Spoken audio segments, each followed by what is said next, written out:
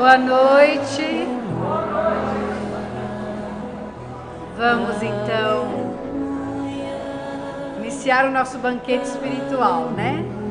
Sejam todos bem-vindos ao Grupo Espírita Manuel Bento, que com muita alegria, muita satisfação, recebe o Rossandro e todos nós.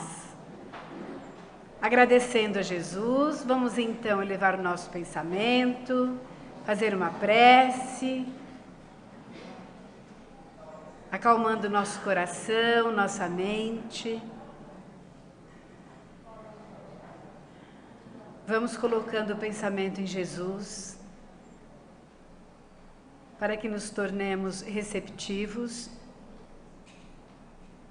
com as palavras que vamos ouvir, que tenhamos ouvidos de ouvir, que possamos sair daqui melhores, mais tranquilos, confiantes, na certeza de que o Divino Amigo, o Senhor Jesus Cristo, sempre nos prepara dias de bondade, de gratidão, de alegria e de esperança. Que Jesus nos ampare, esteja conosco, iluminando esta noite e toda a nossa jornada. Sejam todos bem-vindos, muita paz a todos. Vamos receber o nosso irmão Rossandro.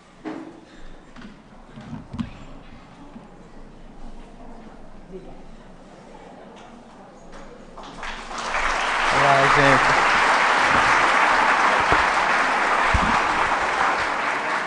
Boa noite a todos e a todas. Vocês estão me ouvindo bem ou está baixo? Eu também estou achando, mas a gente vai regular. Quem sabe faz ao vivo. É da internet, né? Então vou pôr no meio esse. Tá. Pôr aqui, ó. Espera aí. Aqui. Tá bom? É que eu vou pôr aqui assim. Ficou bom? Acho que ainda tá baixo, né? É o volume do microfone.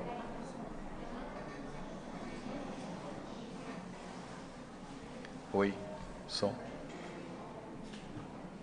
Oi, tu ajuda lá? Testando o som. Cuidado, não desencarne. Testando, 1, 2.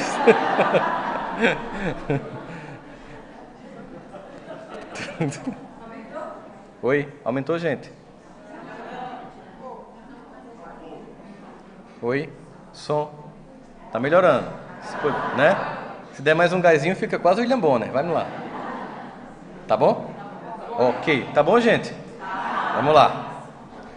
Bom, primeiro dizer da minha alegria de estar aqui com vocês hoje à noite, nessa instituição. É uma alegria a gente estar junto, falar de um tema que é tão importante para todos nós. Esperar o pessoal terminar de sentar, fica tranquilo. Ninguém está vendo vocês. É bem discreto. Tem um camarim ali, ó, VIP, ó, só com aquelas cadeiras ali bem massa. Ó, ali tem um monte, ó. Ó ali, ó. Tá bem legal lá. Entra lá com ele. Isso. Ali é mais caro. Falaram pra mim que é. O que nos traz aqui hoje à noite? O que nos traz aqui hoje à noite é ouvir a palavra do Evangelho de Jesus. O que nos traz aqui hoje à noite é saber que esse Evangelho é extremamente consolador. É saber que em momentos tão turbulentos pelos quais nós passamos, como espírita que somos, e entendendo as variáveis que o mundo não sabe, de que isso não é apenas uma transição política, não é apenas uma transição histórica, mas é uma transição moral e planetária. Os dramas que vivenciamos estão para muito além de tudo que a gente está vendo no noticiário, porque existe um drama muito mais particular que está acontecendo dentro de cada um de nós. Enquanto que muitos de nós se concentram no caos, ou na fronteira com a Venezuela, e alguma coisa que esteja chamando a atenção da mídia no momento, estamos deixando de lembrar que a grande transformação e a regeneração que nos cabe fazer é no único território que ocupamos, o nosso coração. E essa regeneração precisa de um ambiente propício para que aconteça. É preciso, então, que se tenha um ambiente no qual nós possamos desenvolver as revoluções que começam no indivíduo, passando por esse ambiente chamado família, e culminam na sociedade como um todo. De modo que para que a gente mude a história humana, ou a civilização humana, ou a trajetória de um povo como nós, os brasileiros, é preciso que a nossa responsabilidade, a nossa energia esteja focada em desenvolver os recursos interiores que, se exteriorizando, irão gerar as mudanças que muitas pessoas imaginam que vão acontecer apenas com a mudança do grupo político que está temporariamente no poder no país. É preciso que a gente atente para, embora queiramos mudanças éticas e históricas no ambiente político, importante é que elas sejam feitas dentro de cada um de nós. Senão a gente vai sempre alimentar a ilusão de que mudando os personagens, mas não mudando os comportamentos, nós teremos um país novo. E como nós somos a pátria do Evangelho, temos um compromisso moral de realizar essas transformações. E, obviamente, Deus sabe muito bem que é necessário um ambiente em que isso aconteça para que nós possamos desenvolver as nossas melhores habilidades, dar à nossa vida as competências que nós precisamos adquirir para nos instrumentalizar nessa transformação. Quando a gente pensa nisso, a gente sempre pensa, obviamente, na importância que tem o contexto familiar para que todo esse projeto seja viável. Se a família falir, fale todo o projeto humano. Se a família funcionar, funciona todo o projeto humano. A importância da família é tão grande que, não obstante ser Jesus um espírito já puro e perfeito, ele veio na condição de filho de uma família para ser educado, instruído, capacitado ainda mais para a execução de sua tarefa. Ele poderia ter nascido pronto, ele poderia ter descido do céu com anjos e cumprir uma tarefa. Mas ele quis deixar bem claro para a gente a importância desse ambiente.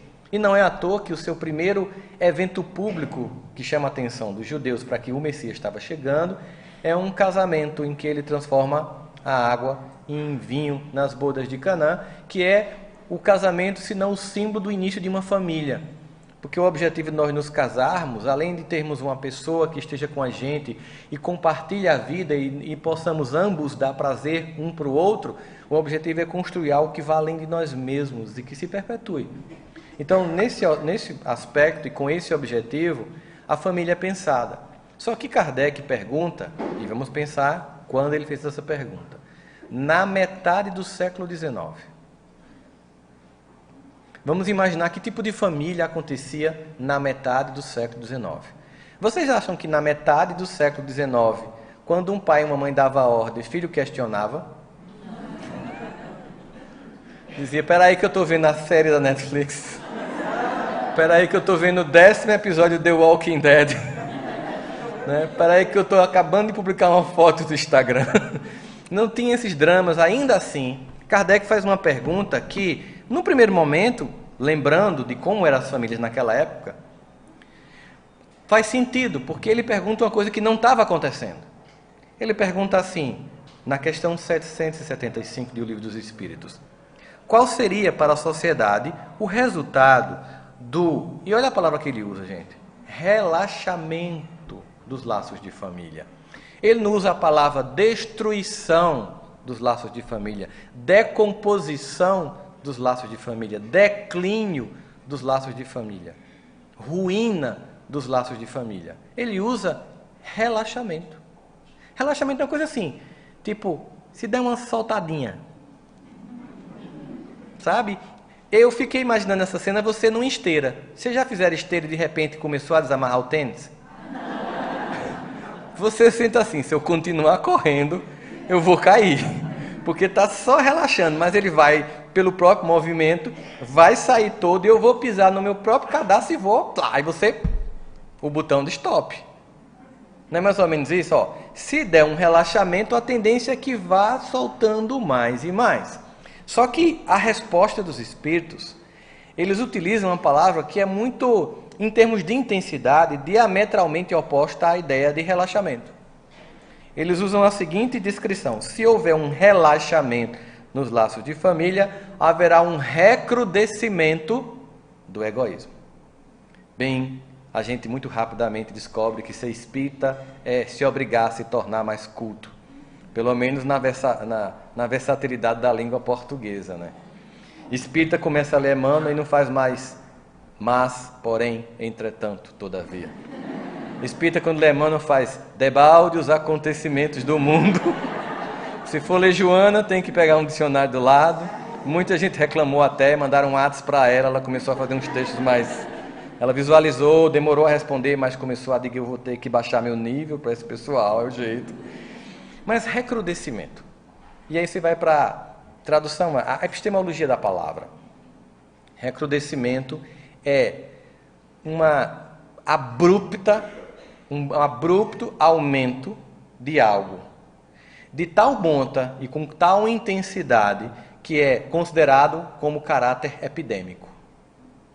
Então, o recrudescimento do egoísmo com o relaxamento dos laços de família provocaria um recrudescimento, ou seja, um aprofundamento em status epidêmico do egoísmo. Bom, chegou esses dias em que, de fato, na tentativa de mudar o ambiente familiar, com a afã de fazer diferente da forma como nossos pais fizeram, e até mesmo atendendo aos influxos da lei do progresso, tentando transformar o ambiente familiar, nós cometemos um clássico equívoco histórico. Na ânsia de criar uma família mais democrática, mais dialogal e mais simétrica no papel de homem e de mulher e também dos filhos, nós conseguimos, mas abrimos mão de algumas características da família antiga que nós começamos a criticar por considerar muito rígida, muito machista e com pouco diálogo. Abrimos mão dessa família de alguma coisa que funcionava como ordem, disciplina e respeito. E é por isso que esse movimento mundial de líderes, muito falando de ordem, disciplina e respeito, tem apenas como objetivo resgatar aquilo que se perdeu. Mas o discurso que se faz é um discurso muito de resgatar pela força, e não é esse o objetivo das transformações históricas. Nós precisamos manter o que nós conquistamos, simetria, diálogo, mas recuperar o que nós perdemos, disciplina e respeito. Basicamente, o que nós precisamos fazer nem é a tese anterior da família que não consegue se aplicar mais hoje em dia, nem a antitese atual, que também não tem mostrado bons resultados, mas a síntese de um modelo com outro, no qual eu mantenho a mulher empoderada, o homem entendendo esse papel e valorizando, filhos que têm acesso aos pais e ao diálogo, mas que também respeitem, e pais que entendam o seu papel e o seu dever de disciplinar os seus filhos. Mas aí você diz isso para uma pessoa no movimento espírita, ela chega e diz, mas Rossandro, você não sabe, na minha casa é diferente. Por que, irmã? Porque meus filhos são crianças índigo.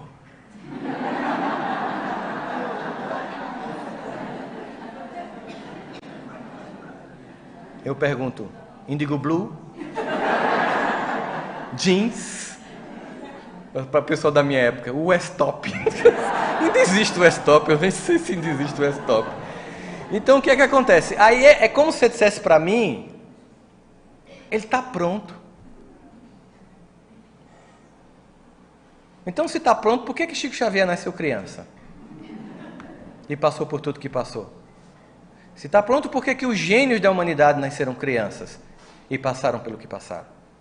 Bom, mas nós sabemos que estamos diante de uma doutrina racional e que é capaz de nos fornecer argumentos que antecedem em muito descobertas científicas. Uma coisa que é bem característica de uma leitura da codificação kardeciana é perceber a antecipação de descobertas científicas. Porque o mesmo Kardec pergunta, numa questão anterior a essa, na questão 383, qual é para o espírito a utilidade de passar pela infância? Por que a gente não pode nascer já com pós-doutorado na USP? Não é verdade? O cara estuda pra caramba, aprende não sei quantos idiomas e não sei o quê, faz mestrado, doutorado e publica e parará, reencarna e começa tudo de novo. Bom, é exatamente por isso que a gente esquece. Porque só de pensar que na próxima encarnação eu vou ter que aprender cosseno e cotangente de novo, eu peço a misericórdia divina do esquecimento. Apaga tudo, porque se eu lembrar que eu vou ter que ir para uma escola com biletrinha. Mas por que nós fazemos isso? Nós sabemos que nós acumulamos um certo conhecimento e uma vez que esse momento inicial de aprendizado é dado, nós começamos a recuperar memórias e aceleramos o processo de aprendizado e por isso nós vemos a diversidade de crianças na mesma sala de aula com desenvolvimentos tão díspares e diferentes umas das outras. pelo acúmulo de conhecimento anterior, mas precisamos passar pela infância. E aí a resposta que Kardec recebe dos espíritos na questão 383, por que a gente tem que passar pela infância, ele até pergunta, qual a utilidade disso? Qual a utilidade? E os espíritos respondem, olha que interessante, é tudo cheio de explicações e cheio de intertextualidade. Encarnados com o fim de aperfeiçoar-se, pronto, já parou aqui, dá uma palestra inteira. O objetivo da reencarnação é aperfeiçoamento. Se há aperfeiçoamento, não tem filho que nasce pronto. Concordam comigo? Não tem filho que não necessita do Evangelho de Jesus numa evangelização, mesmo que não goste de vir. Porque ele também não gosta de ir para a escola e você leva ele à escola. E você oferece a ele conhecimento acadêmico de domínio de matemática, de língua, e priva de conhecer Deus, que é muito mais importante na vida dele. Porque quando tiver uma ruína moral, não vai ser a trigonometria que vai levantá-lo. É o pai que ama ele. Mas é só um carão inicial. Calma, estamos começando. Encarnando-se com o fim de aperfeiçoar-se, o espírito é mais acessível durante esse tempo às impressões que recebe. Olha só. O espírito nasce com o objetivo de desenvolver e aperfeiçoar-se, e durante o período inicial da infância ele é mais acessível às impressões que recebe. De quem? De quem? As impressões que ele recebe que podem ajudar o seu adiantamento e que devem ser dadas por qualquer um que esteja encarregado de sua educação. Eles não tocam aqui de papai e mamãe, não. Entendeu? Eles foram para essa discussão da ideologia de gênero para lá muito. Ó. Qualquer um que esteja a cargo de sua educação. Às vezes a mãe trabalha, engravidou, não pode cuidar do filho, quem educa é a avó. Às vezes é a tia. Às vezes os pais morrem e alguém assume. Às vezes é o irmão mais velho, porque a mãe está trabalhando. Não é assim que funciona? Qualquer um, às vezes é o vizinho. Quantas mães que moram na periferia e que saem de manhã, 4 da manhã, para vir trabalhar no centro de São Paulo, e vão chegar 10 da noite e pede a vizinha que olhe o filho. E essa pessoa, se comprometer, faz a diferença na encarnação dessa criatura. E chega lá do outro lado, palestrante espírita que vai para o umbral, e essa criatura está lá no mundo celeste espiritual superior, resgatando a gente. Porque a gente fica achando que o trabalho para Jesus é um trabalho glamouroso que tem que ocupar um espaço de visibilidade, e o trabalho mais bonito é o invisível, mas feito com amor. É mais fácil você ver um pai e uma mãe que cumpriu com o dever subir as escalas celestes do que grandes expoentes do Evangelho. Entenderam? Não precisa de lugar especial para servir o Cristo. Por isso, que se você quiser mudar o mundo, comece mudando a sua casa e os seus filhos. Então aqui, beleza, o que a ciência diz sobre isso? 100 anos depois desta questão aqui, 100 anos depois, um homem chamado Reverendo Singer descobre que quando se recaptura crianças que foram perdidas nas florestas e foram educadas por lobos ou por gorilas, que deu a história de Tarzan, que muitos de nós ouviu. Se quiserem, eu dou o grito, para vocês lembrarem. Não, obrigado, que bom, porque a voz iria acabar. Né? Então, essas crianças que eram perdidas nas florestas, elas eram recapturadas e elas não conseguiam mais aprender a linguagem humana. Não conseguiam mais manifestar as feições e emoções humanas que nós reproduzimos nos emojis do WhatsApp, que é uma reprodução de nossas emoções, e que de vez em quando a gente manda errado para o povo no WhatsApp. É luto, manda sorrindo, já fiz isso, porque está perto, aí você aperta, foi. Né? E o que acontece? E aí perguntou, e por que não? E nas investigações do Reverendo Singer, 100 anos depois do Livro dos Espíritos, ele conclui o seguinte, que ele conclui: as crianças, na fase inicial da vida, passam por um período que ele chama de um período que você tem mais possibilidade de imprimir valores. E chama isso, na psicologia, de teoria do imprinting. Vamos voltar para Kardec 100 anos antes. Os espíritos, durante esse tempo, são mais suscetíveis às impressões. ou ele leu e negou. Eu acho que não é o caso. Mas você percebe como eles se antecipam? Esse conceito aqui, que é apresentado no Livro dos Espíritos, ele é aventado por Freud na fundação da psicanálise no início do século XX, 50 anos depois do Livro dos Espíritos. As primeiras fases da infância são responsáveis por desenvolvimento de muitas características duradouras da personalidade. Quanto mais cedo a criança recebe ordem e disciplina, mais ela incorpora aquilo para a vida adulta. E aí os pais, não, ela é muito pequenininha para aprender.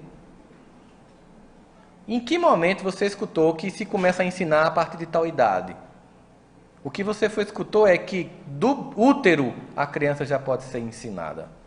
Você já pode conversar com ela. Você já pode tocar na barriga da esposa. Você pode fazer evangelho. Você pode vibrar, você pode dar passe. Você pode dizer o quanto ama, o quanto está sendo esperada, que é um sonho alimentado há muito tempo. E que o grande objetivo seu é, como alguém que recebe um talento de Deus, conforme a parábola dos talentos, devolver para a vida um filho que Deus te deu, multiplicado em virtudes. E não em egoísmo, egocentrismo. Porque no afã de fazer uma família melhor do que a que nós somos criados, com a ideia de que nós passamos por dificuldade financeira, privação material, às vezes fome. Muitos aqui devem ter passado por infância pobre, não passou? Uma família numerosa, não era assim? Que os pais mal podiam dar atenção de tanto menino que tinha, quase uma creche em casa, não é assim? E que a gente nem comprava roupa nova porque não dava para comprar para todo mundo. A gente pegava numa escala que vinha dos irmãos, ou de um primo rico, não é assim? Passaram por isso. Descobriu na infância que pobre não troca de roupa, é a roupa que troca de pobre. Não é assim que funciona? Aí você chega à conclusão, depois que você estuda, aquela família toda ali extingou, ela lhe mostrou assim, faça-se, esforce, cresça, construa habilidades e construa sua história. Você constrói sua história, olha para o passado, vê aquela privação todinha e tem uma ideia. Meus filhos não vão passar por isso. Observe que o objetivo é amoroso. Qualquer mãe, qualquer pai que pensem nisso, pensam por amor. Mas é preciso mais que amor para educar um filho, é preciso responsabilidade. É preciso visão de longo prazo. É preciso entender dos resultados da educação. Assim, ao dizermos, os meus filhos não vão passar por isso, nós esquecemos de que foi muito pelo que passamos que nos tornamos quem nos tornamos. Foi muito do que não tivemos que nos forçou a buscar termos. Foi muitas das privações que nos deu foco para a conquista. E essa é uma geração que tudo tem e nada agradece e tudo reclama. Porque nós afrouxamos os laços de família e criamos uma geração epidêmica de egoísmo. No afã de construirmos uma família mais competente do que a que nossos pais tinham, construímos a geração mais suicida, viciada, depressiva e drogada da história humana. Tínhamos no passado filhos que quando um pai e uma mãe pediam algum favor, traga a minha toalha, pega um copo d'água para sua mãe, a gente disputava para ver quem ia. Parecia futebol americano, empurrando o outro para ver quem chegava primeiro. Tudo com o afã de devolver, com um gesto desse, um pouco mínimo do amor de ter vindo à vida física através da união desses dois. E hoje, quando você pede um favor para um filho, eles disputam para ver quem é a vítima que vai.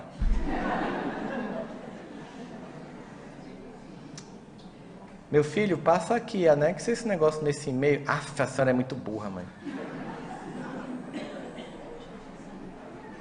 A arrogância com que tratam os pais é culpa dos pais. Porque é só você pensar o que aconteceria com você se você tratasse seus pais do jeito que seus filhos lhe tratam. O que aconteceria com o seu queixo?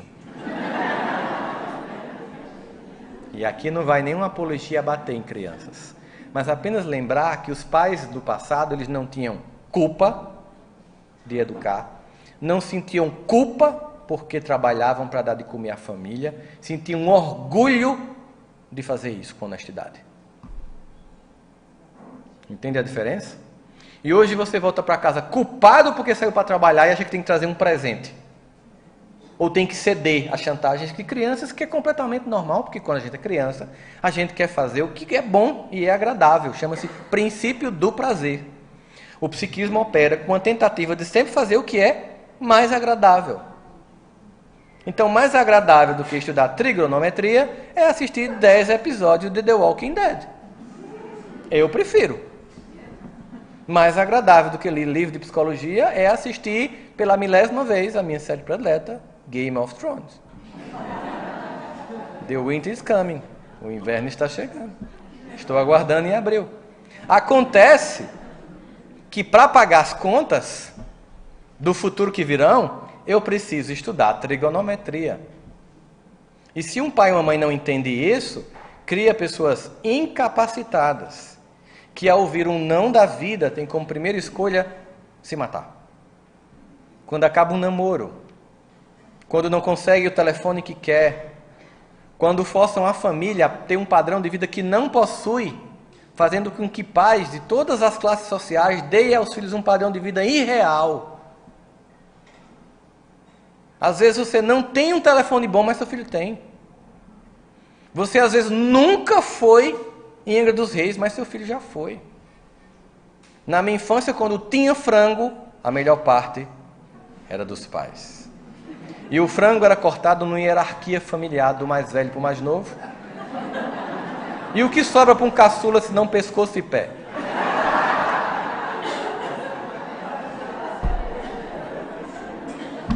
Meu sonho de consumo? A coxa. E como consegui-la? Pague por ela.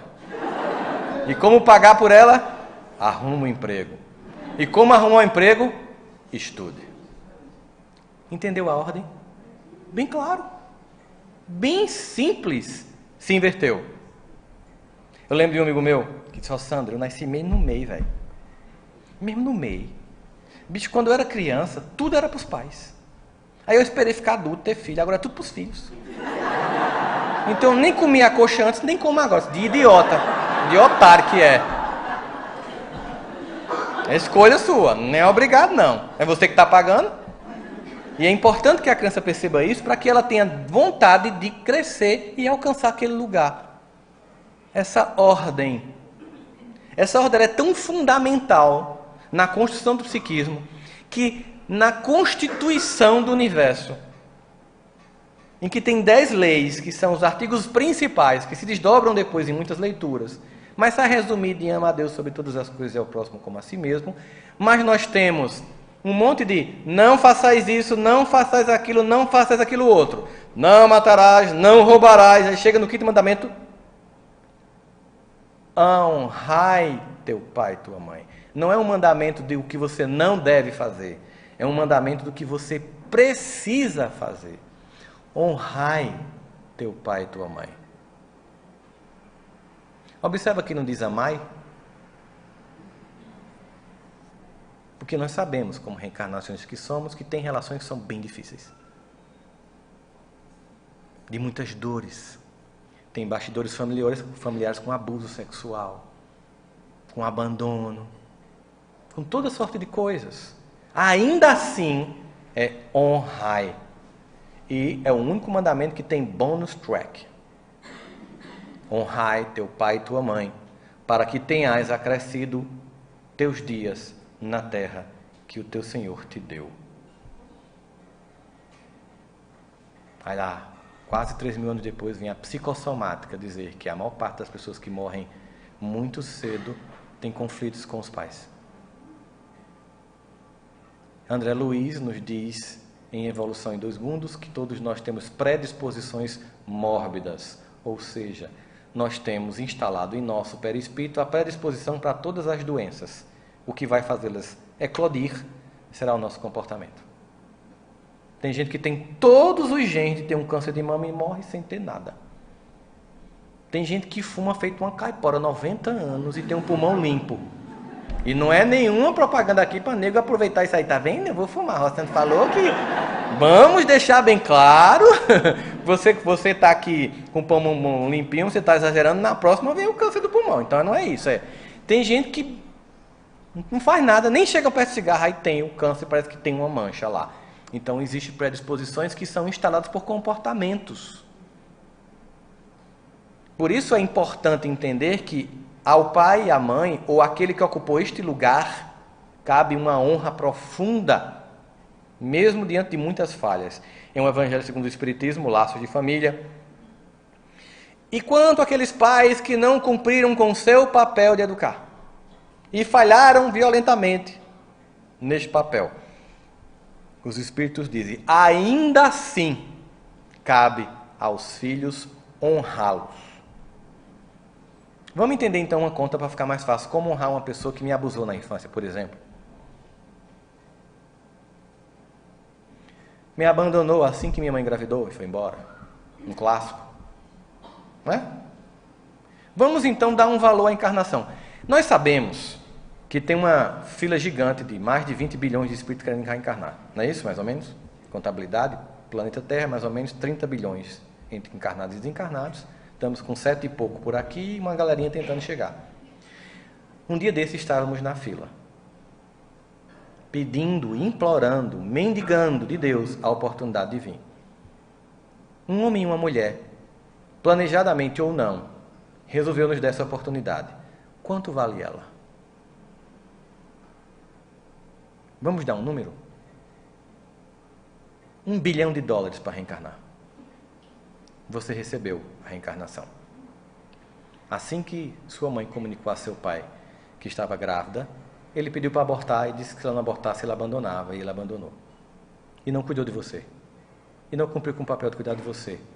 E ficou lhe devendo $100 milhões. Mas como tinha com sua mãe dado 1 bilhão pela vida, ainda tem de crédito 400 milhões. E você passa 30 anos fazendo terapia, cobrando esse pedaço que faltou. E culpando. E dizendo, eu não sou feliz, porque eu fui abandonado.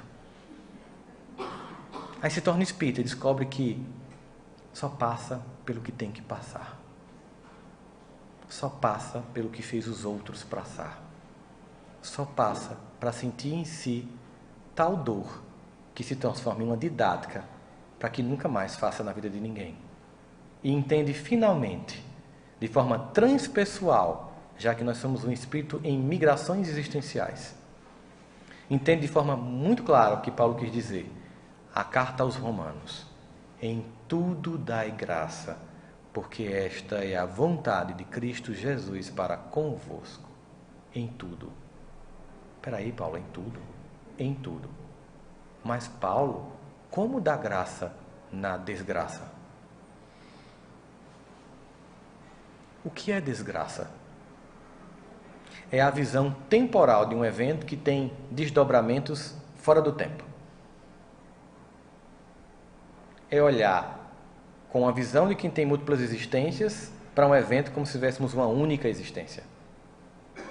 E não entender que a desgraça, na verdade, é uma restauração da ordem diante de algo que eu fiz. E que à medida que acontece, eu estou eximido diante da lei.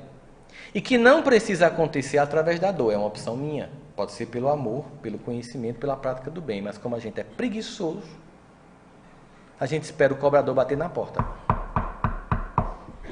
Você comprou no cartão de crédito e vem pagando no mínimo há 2 anos. Eu vim tomar sua casa. Não é assim?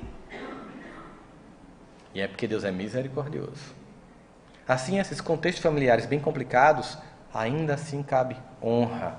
Porque o pedido de retornar para desfazer caminhos e construir pontes foi nosso.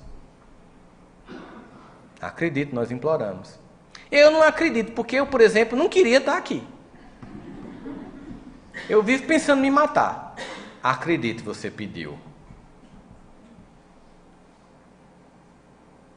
Mas é porque quando a gente chega o negócio é punk. E a gente entende as dificuldades que tem.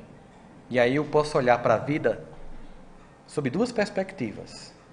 A perspectiva da falta ou da escassez, ou a perspectiva da abundância e da gratidão. E isso vai determinar a minha encarnação. Essa visão simples de olhar para o que falta ou para o que foi possível vai determinar como você vai construir seu projeto encarnatório.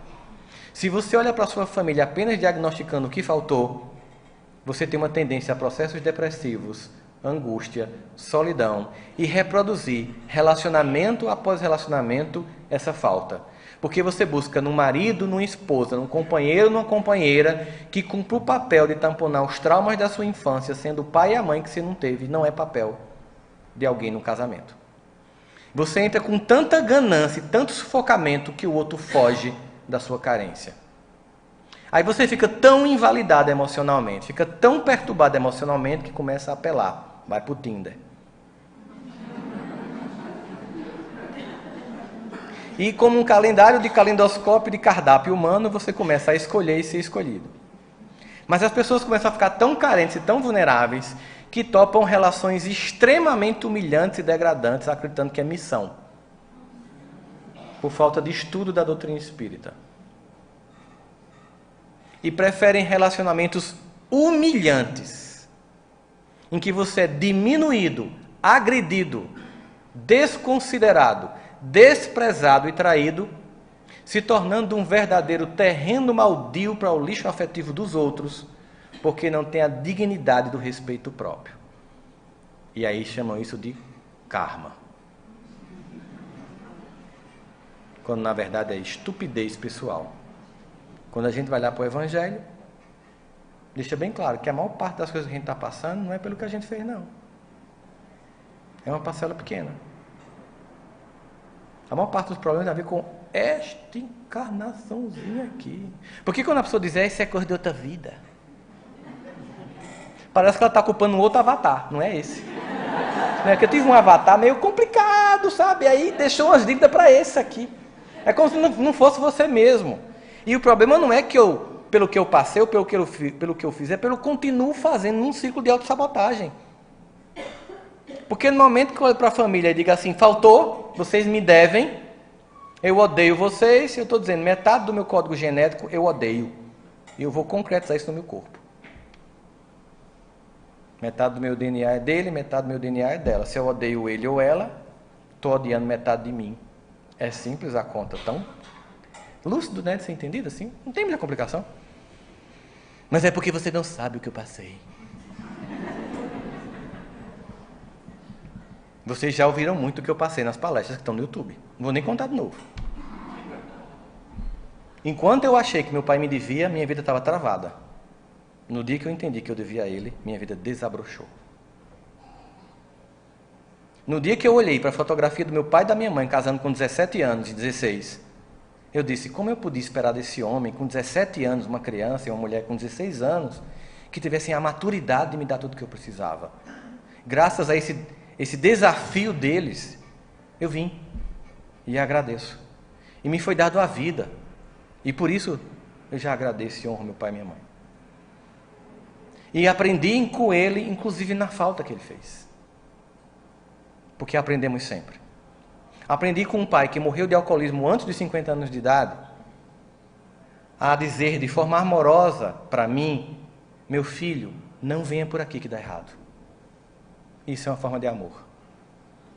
De pais e mães que caem em buracos, destroem a própria vida para dizer para um filho, esse caminho não funciona. Eu me sacrifico para que você perceba. E você fica na conta infantil de dizer, você não cuidou de mim. E haja remédio, e haja psiquiatra, e haja terapia. E não resolve. Porque só resolve um sentimento. Gratidão. Eu não falo nem de perdão. Porque chega a ser uma ousadia a gente querer perdoar um pai e uma mãe. Chega a ser insolência querer perdoar um pai e uma mãe. Pelo dom da vida, já devemos uma coisa que não tem como pagar. O que não teve depois, foi preciso. Porque quantas vezes nós não abandonamos filhos em outras existências? Quantas vezes em guerras não estupramos mulheres e saímos e deixamos tudo para trás? E isso tem que ser reposto, para que a ordem e o amor se reencontrem. Por isso não me cabe sobre a família julgamento. Me cabe gratidão pelo que foi possível ser dado. Me cabe olhar para esse cenário e entender que esses homens e essas mulheres sempre nos deram muito mais do que tiveram. Acreditem. Tem uma música de Djavan que diz assim, sobre essa ânsia de mais amor, de paz. Sabe lá o que é não ter e ter que ter para dar. Sabe lá. Muitas vezes, eles passaram por estrada de pedra, de mato, abrir a picada, passaram asfalto para a geração que vem depois passar e reclamar porque tem um buraco. E hoje, uma geração de egoístas que falam inglês, que sabem mexer no celular melhor do que você, mas você que pagou por tudo, não olham com gratidão porque você educou com culpa, não disciplinou, não ordenou e não ensinou a honrá-lo e a honrá-la. E esse filho e essa filha vai começar a aprender isso quando casar com um filho de uma família igual à sua. Quando João Mimado casar com Maria que se acha,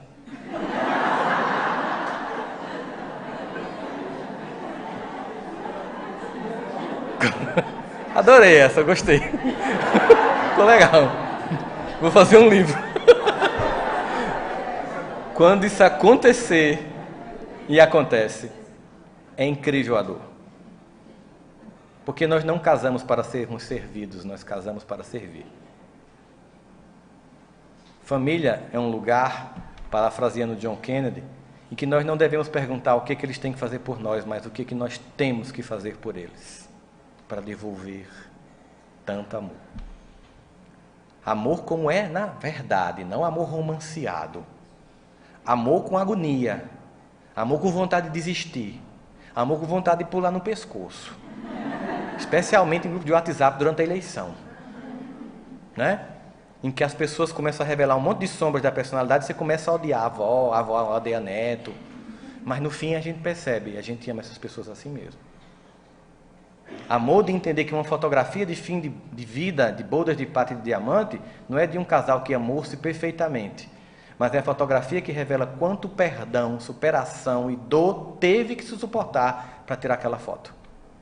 Quantas vezes um traiu o outro, um sacaneou com o outro, um foi infiel, um machucou, um agrediu, um humilhou, mas não desistiu em nome de um projeto maior. Mas também essas pessoas se levantaram, se ajudaram, se consolaram, se reconstruíram e tiraram a fotografia que sim, é motivo de comemoração, não por um romance barato, de sessão da tarde ou de happy end de filme de comédia romântica, mas pessoas comuns, cheias de erros, que se desafiaram a ficar juntas por um projeto de transformação e evolução pessoal, desafiando o próprio ego um dos outros e afinando a personalidade, abrindo mão do ego individual em prol de um ego familiar para um dia construir a grande fraternidade universal. Porque não adianta tentar salvar as baleias ou as tartarugas se eu não conseguir respeitar meu pai e minha mãe. Não adianta tentar mudar o sistema político, criar uma nova economia, difundir qualquer outra nova ideia, se em casa eu tenho falhado com as coisas mais importantes, com as pessoas mais importantes da minha vida. Temos hoje famílias esvaziadas que vivem no seu universo de zumbis e vampiros, em que todas as minisséries e filmes que mais bombam na internet e nos streams, como Facebook, como Netflix, é sempre sobre zumbis e vampiros, porque é o retrato psíquico de uma sociedade em que cada um está no seu smartphone, ou seja, zumbis em casa. Desconectados. Tem problema no meu lar, eu vim para o centro, dei o nome e disseram para mim só isso, Rossandro, mais evangelho. Mas eu estou fazendo 2 dias. Não é a quantidade de evangelho que você faz, é a prática dele no cotidiano. Tem problema na sua casa? Faça o seguinte: tire 5% do tempo que se dedica a isso, dedica a sua esposa. Desliga e olha para quem está na tua cama de lado e pergunta como foi o dia. Observa teu filho chegando na escola e se pergunta se ele está mais calado e mais silencioso. Porque crianças vítimas de bullying não costumam dizer com vergonha: Não deixa de olhar o celular do seu filho, entrar no quarto, vasculhar gavetas, olhar o computador, saber quem ele segue na internet, que youtuber ele admira, que personagem da minissérie ele mais gosta, porque você está deixando ele à deriva e abandonado. E se educar um filho no passado era complicado, hoje é muito mais. Porque demorava muito tempo para a sociedade entrar em casa, hoje ela entra no começo da infância.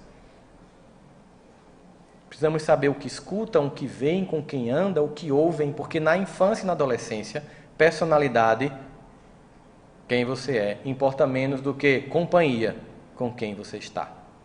Porque a personalidade é vulnerável ao grupo. Então, me preocupo muito mais com quem ele anda e quem ele segue do que quem ele é, porque quem ele é está em formação. Eu tenho que garantir ao mesmo tempo, enquanto eu forjo o caráter do meu filho e da minha filha, que o mundo não deforme o caráter que eu estou criando. E por isso eu posso contar com a ajuda de uma instituição que oferece no final de semana o evangelho para evangelizar meus filhos. Mas ele não gosta de vir. Ele acha chato. Escolhas. Só vou dizer isso. A vida é feita de escolhas. Ele não acha chato ir pro shopping, né? Não acha chato comprar um McDonald's ou um McLanche feliz, né? Não acha chato ver o filme. Mas acha chato vir falar de Jesus. Tá, você pode chegar e dizer assim, vamos transformar a evangelização em forma mais dinâmica? É uma crítica que vale. Vamos deixar essas evangelizações mais... Essas crianças, elas não aguentam você chegar e... Que é Deus? Não, mas não rola para elas. Porque está na internet isso aí. Tem que chegar aqui para debater. Se você começar a botar um PowerPoint e dar aula para adolescente de hoje em dia, ele vai fazer assim. Vai lacrimejar. E vai pegar o celular. Agora debate. Caiu o helicóptero, uma mulher estava tentando abrir a porta para salvar o motorista, um monte de homem filmando. Vamos discutir se a luz do evangelho com o espiritismo? Eles param. E começam a conversar. É assim que se evangeliza nos dias de hoje. É assim que começa em casa. Faz evangelho com um adolescente em casa? Do livro Pão Nosso, psicografia de Francisco Cândido. Ele já está bocejando. Acabou-se. Pega a cena recente da sociedade. Fecharam a fronteira da Venezuela, filhão. Vamos analisar isso à luz do evangelho? Vamos ficar no embate político ou vamos ajudar a Fraternidade Sem Fronteira que está lá na Venezuela pegando quem está chegando? A gente pode fazer essa discussão política, é cabível, mas enquanto isso, na sala de justiça, lembraram, né? A gente vai fazendo a nossa parte. Vamos fazer uma campanha nas redes sociais para ajudar as pessoas que estão lá? Vamos transformar esse evangelho numa coisa prática? Aí meu filho diz assim, eu sou a favor do aborto. Aí você faz, vai para o umbral. Acabou-se o evangelho na sua casa. Eu sou a favor do aborto? Meu filho, é por quê? Por isso, meu professor disse isso. Aí você lembra, peraí, eu sou espírita. Fé racional é aquela que consegue debater com razão qualquer época da humanidade. Escuta o filho, escuta a filha e diz, meu filho, eu agora vou mostrar o outro lado da moeda. Eu vou te mostrar a luz do evangelho de Jesus. O que é que a gente pode dizer? Primeiro, ninguém culpa quem faz isso. Só corre quem faz e quem desencarnou querendo voltar. E que bom que eu não fiz isso, porque o amor que eu tenho por você hoje seria impossível se você não tivesse vindo para a minha vida. Aí a empatia, que meu amigo lançou o livro, Jaime, Empatia, de colocar aquele menino que está querendo um aborto no lugar de uma criança que fosse abortada e perguntar, você queria, meu filho, que eu tivesse desistido de você? E em vez de criticar, dizer que vai para um umbral, debater suavemente. Mas enfim, eu poderia passar muito mais tempo aqui, mas nós vamos precisar fazer um trabalho agora de operação. Vai entrar um outro grupo aqui agora. E por causa disso, não tem como eu autografar nesse intervalo. Eu queria que vocês compreendessem isso, porque nós vamos precisar esvaziar esse salão para alocar as outras pessoas. Só quem permanece são os desencarnados, que não precisam de cadeiras. Esses podem ficar, podem continuar flutuando aí. Mas vocês... Eu queria, antes de terminar, que Deus iluminasse a família de cada um de vocês. Que vocês saíssem daqui tocados da responsabilidade e do sentimento de gratidão pelo lar que têm. De saber que muitos de vocês vão voltar para um lugar não importa se mais ou menos confortável, mas um lugar onde vocês podem encontrar pessoas quando muitos irmãos nossos estão debaixo de pontes nesse momento. Vocês vão voltar para um lugar que, se começar a chover muito pesadamente, talvez a maior parte de vocês não vá ter nenhum medo, enquanto muitos irmãos nossos vão ter medo de ser soterrados em encostas. E por isso já tem gratidão. Vocês vão voltar para um lugar que pode ser alugado ou comprado, mas vocês têm como manter. E por isso já tem gratidão. Vocês vão voltar para um lugar onde tem um monte de pessoas imperfeitas, tanto quanto vocês são, mas que ainda assim resolvem estar juntas. E vocês vão voltar para um lugar chamado lar, saindo deste lugar chamado Casa de Jesus, cheio do Evangelho dele no coração. Que Deus ilumine vocês rica e poderosamente, hoje, agora e sempre. Que assim seja.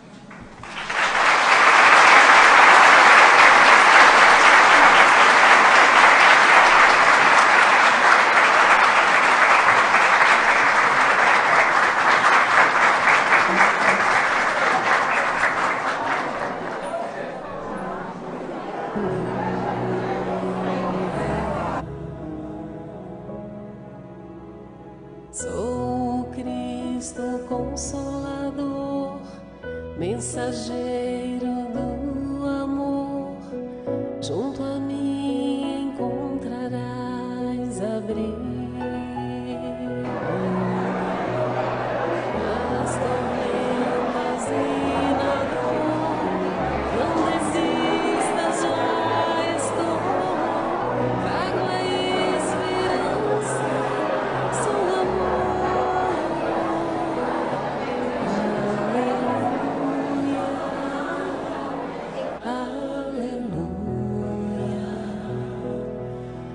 Aleluia, aleluia, aleluia.